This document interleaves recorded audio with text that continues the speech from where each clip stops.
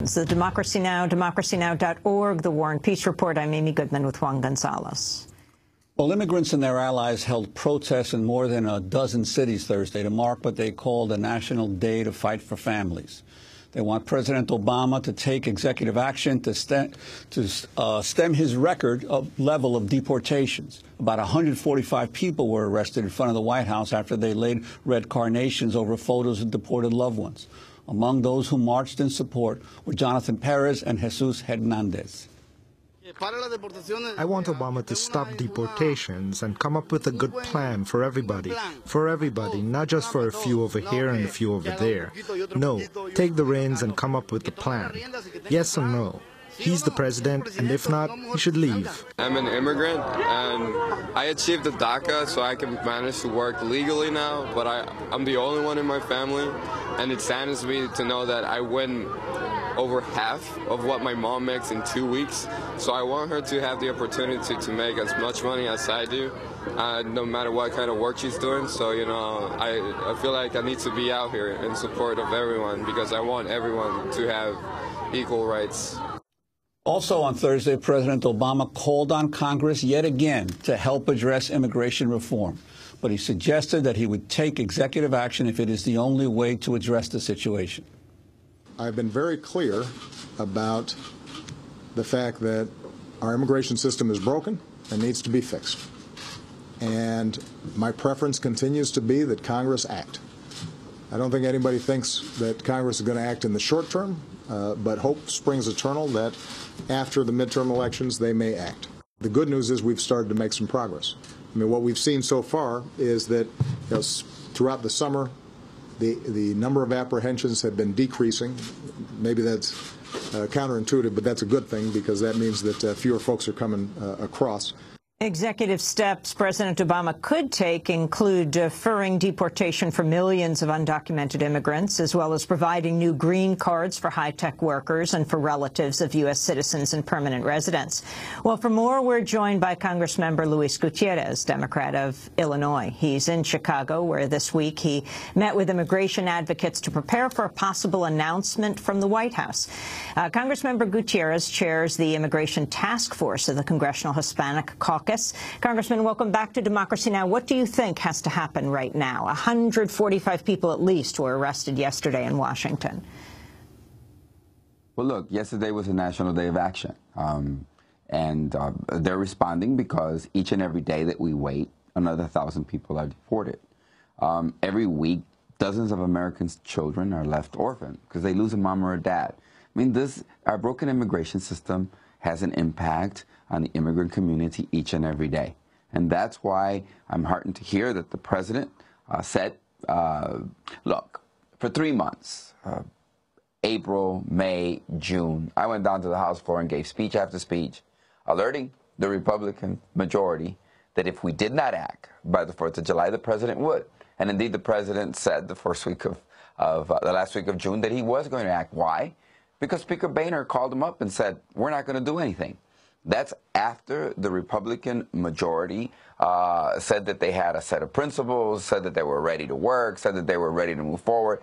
I and many others worked with them and said, we understand you're the majority. Tell us the outline of the proposal, but let's get something done. They said they wanted to do it in parts. You know, they didn't want to do one bill at one time. We said, okay, let's begin on the parts. They said everybody can't be a citizen right away. We said, okay, let's see who does become a citizen and what are the steps for the others. They said, well, we can't have the Senate bill as a model. We said, well, let's create our own model and let's come up with one better. But each and every time the Republicans came up with a demand that was acquiesced to, in the end, they just simply walked away. So look, the president yesterday and I prefer a legislative solution because what the president can do, Amy, is never going to be as great and as fulfilling and as permanent as what can be accomplished legislatively. So I want a legislative solution, but the Republicans have said they're not going to give us one.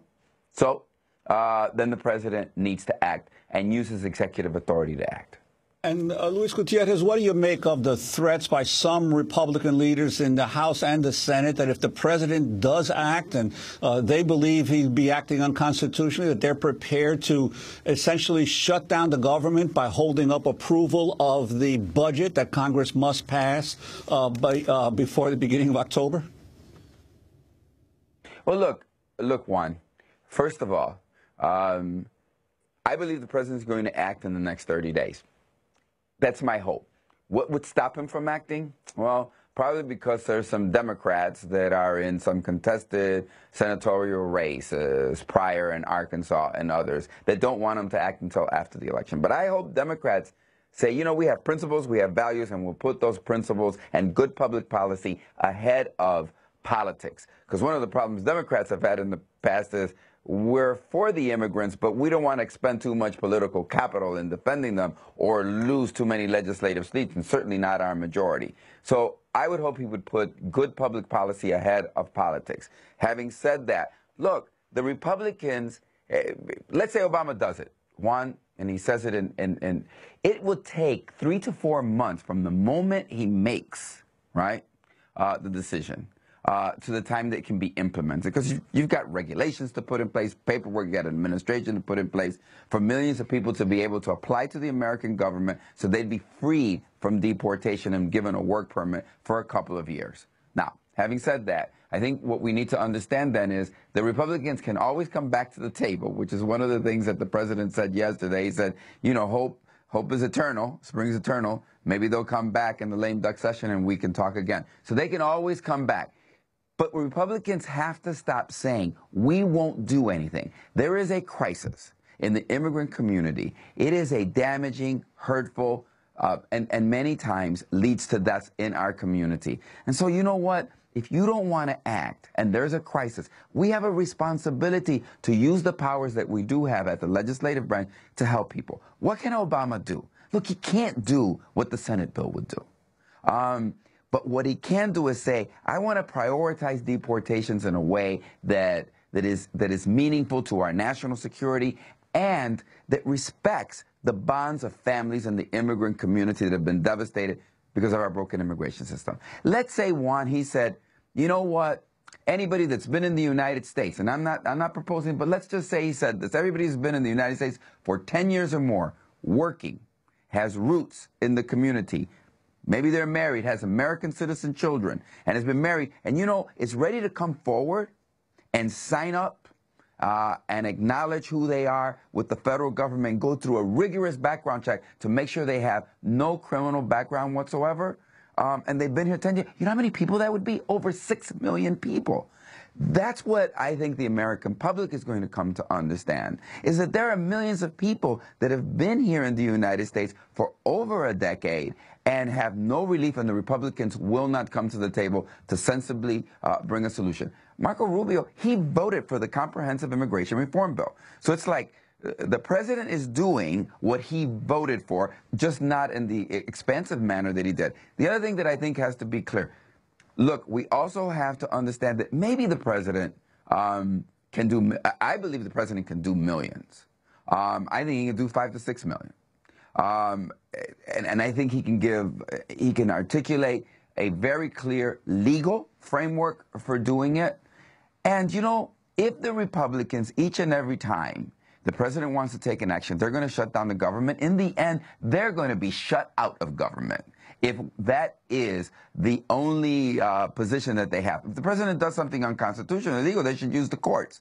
They shouldn't make and hold hostage the rest of the people of the United States for an issue that the president, that they refuse to deal with, which they say they believe in, because I've talked to them, and Speaker Boehner said he wanted to do immigration reform. So they say they want to do it, but then they don't do it, and they say if we do it, then they'll shut down the government. It's nonsense. Look, New York Times, Wall Street Journal, AFL-CIO, Chamber of Commerce, Muslims, Hindus, Catholics, Jews, religious communities, broad-based opinion makers in America all agree we need to fix our broken immigration system. And I like what Amy brought out earlier in the program, and that is that the fix is for the dishwasher and the woman that makes the bed in Chicago, but it's also for the high-tech engineer, making sure he can have their spouse here in America. It's also for our agricultural industry. Look, farmers out there, American farmers, they need a reliable workforce and labor force that they can rely on season in and season out. And you can't have one until you fix our broken immigration system. 70%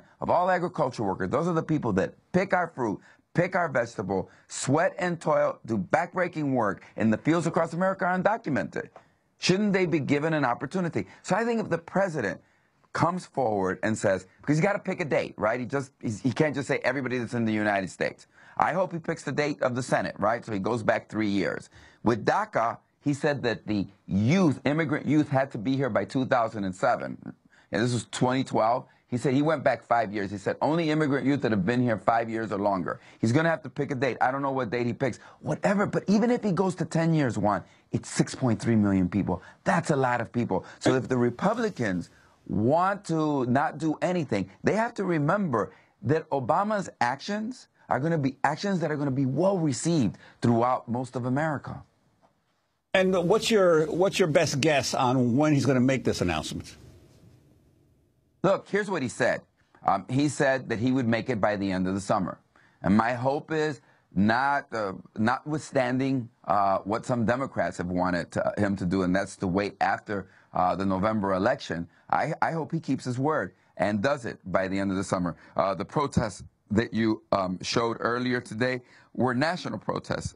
You focused on the one in Washington, D.C., but there were people in dozens of cities across America raising their voices, asking and demanding that the president take action.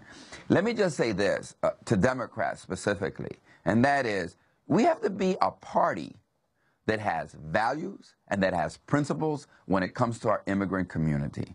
Number one, that's important for our party. Number two, if you just want to look at the political benefit, think one moment. It's June 2012. President Barack Obama has a serious problem with the immigrant community. The complaints are all about his deportation.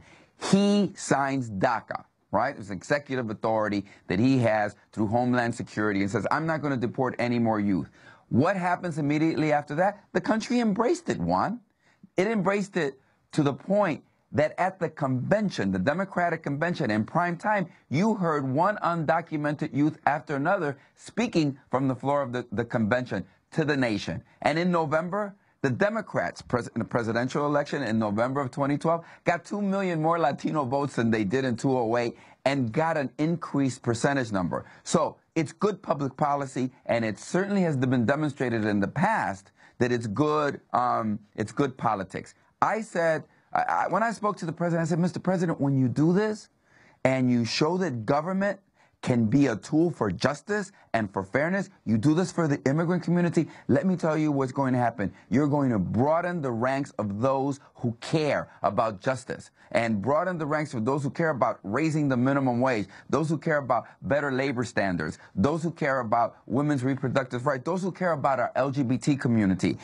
Let's grow the progressive movement. Let's take the actions that we need, that we can demonstrate that government can be a tool for good, for justice, and for fairness. And if the Republicans want to respond, let them respond. Let them respond, and what they're going to find is that in America, people want men and women of action, and that take those actions boldly and swiftly.